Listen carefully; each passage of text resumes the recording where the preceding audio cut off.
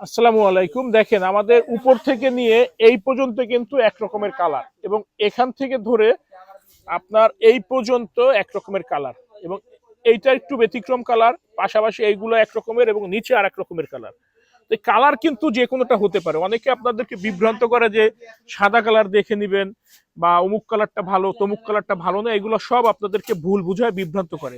আসলে জানতে হবে যে বিষয়টা হচ্ছে আপনাদের যেই এটা র মেটেরিয়ালের উৎপাদন কোন জায়গা থেকে এবং র মেটেরিয়ালটা কি দিয়ে তৈরি হচ্ছে এটা জানতে হবে। যেমন এই ফেলগুলোকে অনেকে বলে fibre fail, China fibre fail, এগুলো আপনাদেরকে মিথ্যা বলে। ভাই আমার দ্বারা এত বড় মিথ্যা বা এত মিথ্যা বলা সম্ভব না। আমি সবসময় একদম যেটা স্ট্রেট ফরওয়ার্ড কথা বলি, যেটা সত্যি সেইটা। এই যে ফেলগুলো হচ্ছে গার্মেন্টস এর ঝুট দিয়ে তৈরি।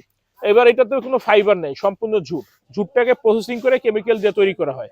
আর এটা হচ্ছে আপনার বিভিন্ন ফ্যাক্টরির ইপিজেড বা বিভিন্ন বড় বড় ফ্যাক্টরির ওয়েস্টেজ আইটেম দিয়ে এই রিবনটা তৈরি করা হয়।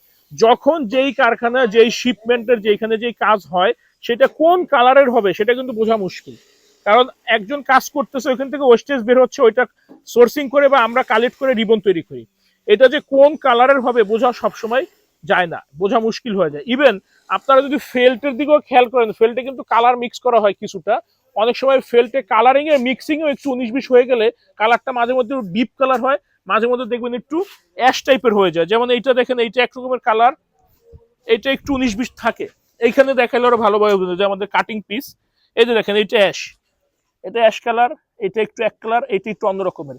তো ফেল্ডে হচ্ছে কি আপনার এই যে দেওয়া হয়, একটু কালার মিক্স করা হয় বা কেমিক্যালের কারণে কালারটা 19-20 হইতে পারে। কিন্তু রিবন কিন্তু হচ্ছে সম্পূর্ণ ফোমের কুচা। আপনার সোর্সিং এর উপর আপনি কোন ফ্যাক্টরিতে কোনটা কাজ হচ্ছে ভাই বোঝা মুশকিল। যারা বলে যে কালারের উপরে কোয়ালিটি গ্রেড নির্ভর করে, তারা আপনাদেরকে বোকা বানাচ্ছে বা আপনাদেরকে বিভ্রান্ত করে অতিরিক্ত টাকা নিচ্ছে। দেখতে হবে আমার রিবনটা, এই রিবনটা শক্ত কেমন, এটা ডেনসিটি সম্পূর্ণ কিনা, এটার ওয়েট কেমন, এটা ভাঁজ করলে কি ভেঙে যাচ্ছে কিনা, এই বিষয়গুলো আপনার খেয়াল রাখতে হবে। এটা বুঝে শুনে ক্রয় করবেন, তাহলে ইনশাল্লাহ প্রতারিত হবেন না।